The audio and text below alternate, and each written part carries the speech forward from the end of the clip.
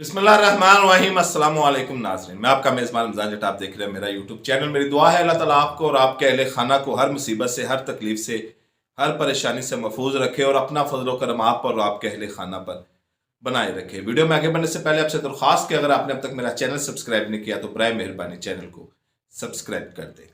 मार्च 2022 को श्रीलंका की बंदरगाह पर एक तेल का जहाज पहुंचा, लेकिन श्रीलंका के पास उस तेल के जहाज को लेने के लिए डॉलर नहीं थे। वो जहाज वापस चला गया और उस जहाज के वापस जाते ही श्रीलंका डिफॉल्ट हो गया। पूरे मुल्क में इंडस्ट्री बंद हो गई, संती पहिया भी रुक गया, गाड़ियों का पहिया भी रुक गया, बिजली बनना भी बंद हो गई, तमाम इंडस्ट्री बंद हो गई और लोग सड़कों पर निकल आए। लोगों के पास पीने के लिए पानी नहीं था और खाने के लिए रोटी नहीं थी और ग़िज़ाई अजनास का कहत पड़ गया। फिर श्रीलंका की आवाम जब सड़कों पर आई तो श्रीलंका की आवाम ने किसी को ना बख्शा। जिसके हाथ में बैरोक्रेट आया उसने बैरोक्रेट को पकड़ लिया, जिसके हाथ में हुकूमती एहलकार आया उसने हुकूमती एहलकार को पकड़ लिया और जिसके हाथ में अपोजिशन का एहलकार आया उन्होंने अपोजिशन को पकड़ लिया। तमाम सरकारी बिल्डिंग में घुस गए और सरकारी अफसरों को तशद्दुद का निशाना बनाया। पाकिस्तान खुदा न खास्ता इसी सूरत हाल का दुचार हो चुका है।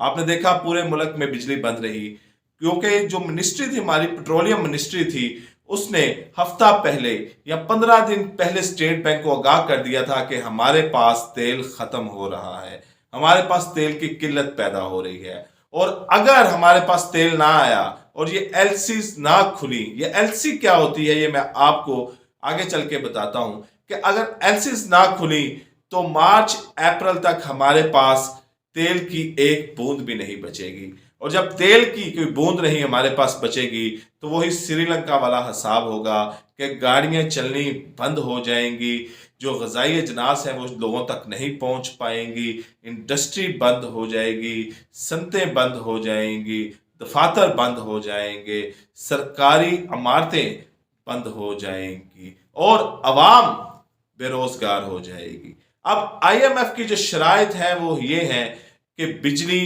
गैस और पानी के ऊपर और तेल के ऊपर टैक्स में इजाफा किया जाए। अगर ये टैक्स लग जाता है और अवाम के ऊपर इस टैक्स का बोझ बढ़ जाता है तो यकीन जानिए अवाम वो बोझ नहीं उठा सकेगी। आपने बेरोजगारी का अंदाजा लगाना है तो आप सिर्फ फैसलाबाद, सियालकोट और कराची का चक्कर लगा ले, आपको पता चल जाएगा कि अवाम किस मुश्किलात का दुचार है, कितने लाखों लोग बेरोजगार हो चुके हैं। अवाम के पास एक वक्त के खाने के लिए रोटी नहीं है। पहले अवाम 3 वक्त की रोटी से एक वक्त पर लाई और अब अवाम के पास एक वक्त की रोटी भी खत्म हो रही है। अब हमारे पास ऑप्शन क्या बचते हैं? हमारे पास सिर्फ 2 ऑप्शन बचते हैं, एटम बम और पाकिस्तान की फौज में कमी। हमें अल्टीमेटली इन शरायत के ऊपर लाने की कोशिश की जा रही है और कहा जा रहा है और यकीनन ये शरायत हमारे सामने आएंगे कि जिस तरह ये जाल बुना गया है, या तो हमें एटम बम सरेंडर करना पड़ेगा या हमें अपनी फौज में कमी लानी पड़ेगी और दोनों ही हालतों में हम अपना दफा खो देंगे क्योंकि पाकिस्तान ऐसी जगह पर मौजूद है कि इसके इर्द गिर्द इसके कोई तमाम इसके हमायती या साथी मौजूद नहीं, इंटरनेशनल साजिशों का भी शिकार है। अब देखें पाकिस्तान में ये लाइट का पूरे पाकिस्तान में ब्रेकआउट हो जाना, शट डाउन हो जाना और एक दिन में तकरीबन $10 करोड़ का नुकसान होना, ये इस बात का पेश खेमा है कि अब हमारे पास तेल कम हो रहा है और मार्च और अप्रैल में हमारे पास तेल नहीं बचेगा अगर एलसीज नहीं खुलती। अच्छा, ये एलसीज क्या होती है? एलसीज होती है LC। L का मतलब लेटर, C का मतलब कॉन्ट्रैक्ट, लेटर ऑफ कॉन्ट्रैक्ट। यानी कि मैंने आपसे पाकिस्तान में बैठ के कोई चीज मंगवानी है और आप अमेरिका में बैठे हुए हैं तो मैं यहां पर बैंक में उतनी मालियत के मैं पैसे जमा करवाऊंगा जितने की मैंने चीज मंगवानी है। मिसाल के तौर पर मैंने 1 करोड़ रुपए का आपसे अमेरिका से सामान मंगवाना है, 1 करोड़ का तेल मंगवाना है, तो मैं यहां पर बैंक में 1 करोड़ रुपया जमा करवाऊंगा और वो जो बैंक है वो मुझे एक एलसी लेटर देगा।